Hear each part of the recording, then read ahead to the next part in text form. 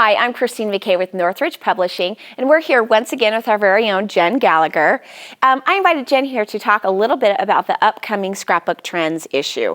So tell me, what do we have to expect? Well, this is our February issue, so you can bet that we have kind of a Valentine's love theme going on in the magazine. Got to have those thematic ones. But we also have some fun things like Fast and Fabulous for those people that just don't have a lot of time and want to get a layout done really, really quickly.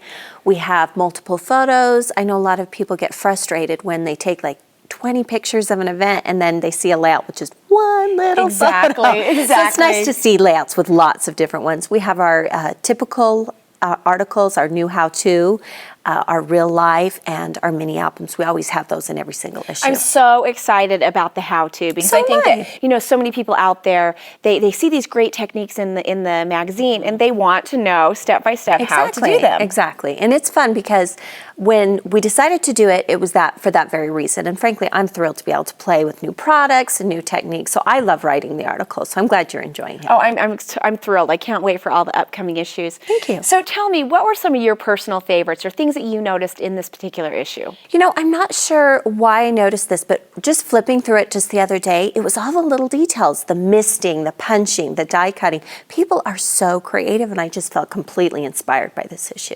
And I love that you've used the word inspired, because that's what it's meant to do, is not overwhelm you or frustrate you, but to make you feel inspired. Because I think that sometimes people think, oh, I could never do that. Right. But if you really break it down, everybody starts out the same. Everybody starts out with your sheet of paper and your photos. And it really is just the process of building a little bit at a time. I absolutely agree. And sometimes when I don't have a lot of time, or I think the photo speaks for itself, I may do a simple layout. But then I might want to add a technique here or an embellishment there. And I think we all kind of move back and forth between a simple or a more advanced layout. So Jen, let me ask you a question. When you're doing your layouts, do you kind of have already planned in your mind what the end result is going to be, as far as where you're going to paper punch or where you're going to mist, or do you kind of already have that pre-planned? Oh, I totally wish I scrapbooked like that. Even when I have a sketch, even when I have a diagram of what I want to create, I just go with the flow. I'm like, oh, this embellishment is speaking to me, so I'm going to switch this around, and I don't like the photo there, so it never ends up exactly what I see in my head.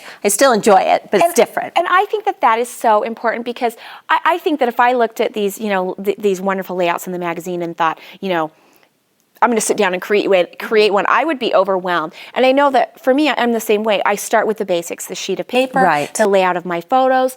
And then half the time, I don't know if you do this, but sometimes my embellishments come from covering a mistake. Oh, yeah. Like if I ink outside the lines, there goes a button. I don't think I've ever made a layout that doesn't have something that maybe didn't go the way I wanted it to. I think that's part of the process, though. Well, I'm excited for the how-to, because we're going to be able to step up everybody's, including my own, our pages to the next level. So really quickly, let's just talk a little bit about the cover.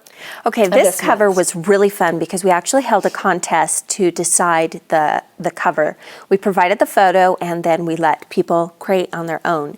And the winning layout was this one done by Michelle Spinas, and it's just gorgeous. It is adorable, and the first thing that caught my eye is that it's 8.5 by 11. Yes, it's still okay to scrap with 8.5 by 11. It's good that you're giving permission to do that, because you know that I love that size. I know that's your favorite. Well, some of the things that are fun about her layout, and the first one that popped in my eyes was just this scallop layout that she did, which are just circle punches. And she just punched them from random bits of paper and then adhered it to her layout and then cut off the excess. And I love it because it creates this like perfect little scalloped border. Gorgeous. And she didn't even worry about perfect alignment, which is something you might get with a border punch or scissors. Yeah. She went with a more whimsical look and just kind of layered and moved them about, which I think just makes the picture just so much prettier. I love it. To check out more great layouts, including the award-winning layout, you can pick up the February issue of Scrapbook Trends at your local scrapbook retailer or bookstore. But better yet, I always tell everybody, get a subscription. Go to northridgepublishing.com,